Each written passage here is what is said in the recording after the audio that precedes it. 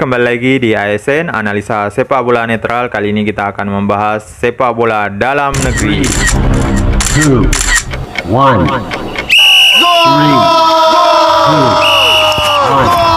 1. Oke, kembali lagi di channel Analisa Sepak Bola Netral. Kali ini kita akan membahas pertandingan tadi malam antara Indonesia versus Yordania, yang mana timnas Indonesia kalah 1-0 atas timnas Yordania. Ya, sebelum kita membahas pertandingan semalam, jangan lupa like, komen, dan subscribe dulu channel ini supaya bisa tambah berkembang dan bisa memberikan informasi-informasi yang berharga bagi penikmat sepak bola tanah air dan maupun penikmat sepak bola di Eropa. Ada beberapa poin yang bisa kita patut bangga walaupun kalah 1-0 dari timnas Yordania, namun semangat juang yang ditampilkan oleh timnas ini patut kita acungi jempol. Ya, di sini saya ada catatan menarik, poin penting dari pertandingan Indonesia versus Yordania. Yang pertama,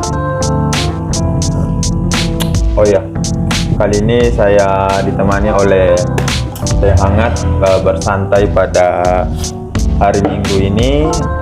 Kebetulan lagi libur kerja, namun baju kerja tetap dipakai karena harus memberikan informasi-informasi yang terupdate bagi para penikmat sepak bola. Ya, kali ini juga saya makan kue tradisional khas Indonesia, yaitu kue pukis. Ya, kue pukis ini terbuat dari tepung terigu. Kue tradisional dari Indonesia yang poin pertama yang kita patut banggakan walaupun hasilnya minor bagi para pendukung timnas Indonesia. Yang pertama ada performa Nadeo Argawinata. Ya, kiper dari Bali United ini merupakan tulang punggung bagi timnas Indonesia pada pertandingan kali ini karena penyelamatan yang krusial di bawah mistar gawang Indonesia, sehingga timnas Indonesia hanya kebobolan 1-0. Andaikan bukan dari performa gemilang dari Nadeo Argawinata, mungkin timnas Indonesia akan kebanjiran gol. Ya, performa Nadeo ini sangat luar biasa karena beberapa kali menepis peluang dari timnas Yordania, dan pada babak kedua berhasil menepis tendangan penalti dari timnas Yordania. Catatan selanjutnya ada permainan dari timnas Indonesia yang sangat militan di pertandingan kali ini. Ya, permainan Indonesia sangat Spartan, walaupun hasil akhir tidak memihak pada timnas Indonesia, namun patut kita acungi jempol bagaimana permainan dari para pemain-pemain Indonesia. Dari lini tengah ada Mark Klok dan Rahmat Irianto dan Ricky Kambuaya saling bahu-membahu memberikan aliran bola ke depan dan mempressure para pemain-pemain dari Yordania. Ya, selanjutnya ada poin menarik di sini, ada pergantian pemain yang tidak optimal dari sang pelatih, yaitu Sintayong, di mana pada babak kedua terjadi pergantian pemain, memasukkan Asnawi Mangkualam dan Irfan Jaya. Ya, satu lagi yaitu Stefano Lillipali. Ya, ketiga pemain ini berada pada bangku cadangan dan baru dimasukkan pada babak kedua. Berbeda halnya lawan Kuwait kemarin, para pemain ini berada pada posisi starter. Ya, dampak dari masuknya ketiga pemain ini tidak signifikan bagi permainan dari timnas Indonesia. Ya, pergantian pemain dari Sintayong ini tidak cukup optimal karena tidak memberikan impact yang positif bagi timnas Indonesia. Ya, Irfan Jaya dan Asnawi maupun Stefano Lillipali main di bawah performnya beda saat melawan timnas Kuwait. Ya, patut kita soroti juga di sini pelatih Indonesia itu Sintayong menurunkan Dimas Derajat pada pertandingan kali ini, di mana Dimas Derajat ini bisa dibilang jam terbangnya untuk pertandingan internasional masih minim, dan alangkah baiknya mungkin pada babak pertama Sintayong memasang Stefano Lillipali. Ya, selanjutnya poin yang bisa kita lihat yaitu ada Pranata Arham.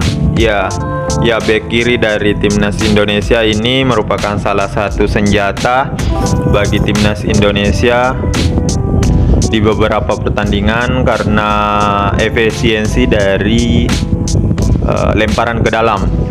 Ya, apabila Pranata Arham melakukan lemparan ke dalam, lemparannya cukup jauh, jadi sesekali bisa menciptakan peluang atau kemelut di daerah pertahanan dari lawan.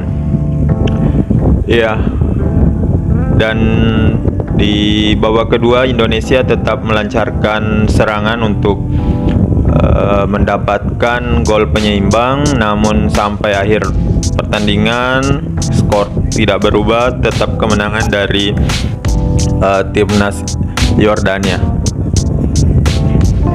Ya, performa dari keseluruhan dari skuad yang diturunkan oleh Sintayong bisa dibilang lumayan menjanjikan, mulai dari gemilangnya dari kiper Indonesia yaitu Nadeo Argawinata, solidnya back dari timnas Indonesia, dan kekompakan dari lini tengah yang menampilkan permainan yang sangat Spartan dari Mark Klok dan Ricky Kambuaya. Yang patut kita soroti di sini cuman lini serang dari Indonesia yang tidak optimal memanfaatkan peluang.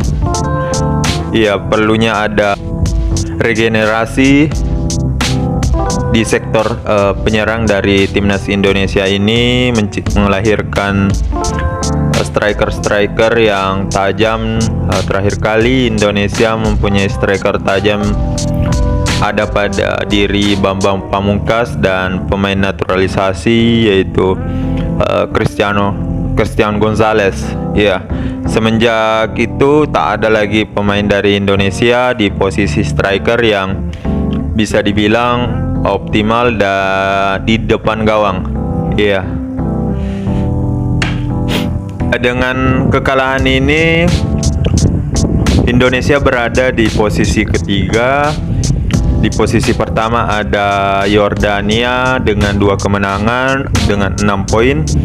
Di pertandingan selanjutnya ada timnas Kuwait yang mengalahkan timnas Nepal dengan skor 4-1, yang membuat timnas Kuwait sementara menduduki posisi kedua, dan posisi ketiga ada timnas Indonesia dengan 3 poin, dan posisi keempat ada Nepal. Ya, kans untuk timnas Indonesia untuk lolos ke fase selanjutnya di putaran Piala Asia 2023 masih terbuka. Ya, asalkan timnas Indonesia menang atas timnas Nepal. Ya, andaikan menang dari timnas Nepal, Indonesia pun harus berharap pada pertandingan antara Yordania versus Kuwait. Ya, dan berharap bahwa Yordania bisa mengalahkan timnas Kuwait. Apabila timnas Kuwait memenangkan pertandingan, maka otomatis poin dari klasmen grup A ini yaitu ada Yordania 6 poin, Kuwait 6 poin, dan apabila Indonesia juga memenangkan pertandingan terakhir melawan timnas Nepal, poin Indonesia juga 6. Jadi ketiga tim ini, Indonesia, Kuwait, dan Yordania, memiliki poin sama yaitu 6 poin. Ya, setelah itu akan dilihat dari head to head. Ya, jadi head to head antara Indonesia dengan Kuwait, Indonesia dengan Yordania, dan Yordania versus timnas Kuwait. Ya, setelah itu akan dilihat dari produktivitas gol antara ketiga tim ini. Apabila ketiga tim ini poin akhirnya sama yaitu 6 poin. Ya, tentunya kita sebagai pendukung dari timnas Indonesia berharap bahwa pertandingan terakhir Indonesia bisa mengalahkan timnas Nepal dan Yordania bisa mengalahkan tuan rumah timnas Kuwait. Ya, itulah harapan kita semua bagi penduduk Indonesia. Harapannya untuk timnas Indonesia supaya bisa lolos ke fase selanjutnya.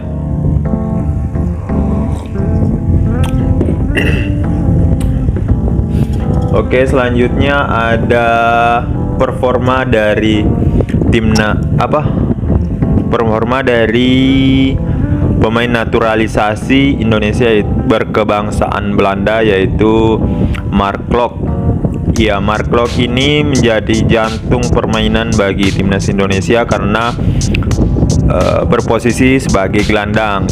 Ya, jadi mengalirkan bola dari bawah pertahanan dan membangun serangan dan memberikan umpan ke pemain depan. Namun kurang optimalnya dari striker Indonesia sehingga tidak bisa membuahkan gol dan akhirnya pulang dengan tangan hampa melawan timnas Yordania. Ya, kita berharap taktik dan strategi dari pelatih Sintayong pada pertandingan terakhir melawan timnas Nepal. Ya, semoga Indonesia bisa mengalahkan timnas Nepal dan pelatih Indonesia bisa menurunkan performa terbaik dari para pemain-pemain dari timnas Indonesia. Ya, sekian video dari saya. Sampai ketemu di video-video selanjutnya. Jangan lupa like, komen, dan subscribe, dan bunyikan lonceng notifikasi supaya tidak ketinggalan dari update video-video dari analisa sepak bola netral. Wassalamualaikum warahmatullahi wabarakatuh.